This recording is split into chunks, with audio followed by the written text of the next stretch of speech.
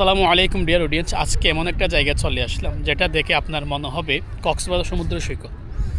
ঠিক পিছনে হচ্ছে এরকম সারিবদ্ধ হয়ে গাছ, আর সামনে হচ্ছে আপনার সমুদ্র সৈকত। কক্সবাজার সমুদ্র সৈকতে যেরকম প্রচুর পরিমাণ মানুষ থাকে, যদিও এখানে সেই পরিমাণ নেই, কিন্তু হ্যাঁ অবিকল কক্সবাজার সমুদ্র সৈকতের মতো। ফার্স্টে যখন আপনি এরকম দেখবেন কক্সবাজার সমুদ্র সৈকত, যেগুলো সারিবদ্ধ হয়ে গাছ আছে, ওইগুলো থাকার পর একটা স্পেস আছে যেগুলো এরকম বালি আছে, ঠিক একইভাবে এখানেও সেম। এরপর হচ্ছে আপনার কি সমুদ্র সৈকত, এখানেও আপনার সূর্য অস্ত যাওয়ার সময় সুন্দর একটা ভিউ দেখা যায়, ঠিক এখানেও দেখা যায়। অবিকল হচ্ছে আপনার কক্সবাজার সমুদ্র সৈকতের মধ্যে একটা জায়গা।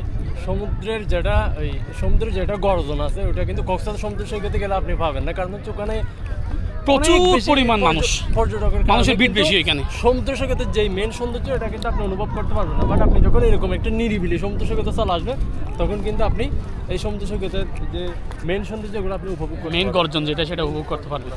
আর এখানে হচ্ছে পর্যটক কম থাকলেও আপনার বিকেলবেলা কিন্তু লোকাল যারা আছে স্থানীয়রা, ওরা কিন্তু এখানে এসে খেলাধুলা করে, আর মাঝিরা হচ্ছে মাছ ধরে, আর বিশেষ করে গাংচিল মানে পশু পাখি, খুবই সুন্দর একটা কোলাহল মুক্ত। তো ডিয়ার অডিয়েন্স, এই জায়গাটা কেমন লেগেছে আপনাদের অবশ্যই কমেন্ট বক্সে জানিয়ে দিবেন।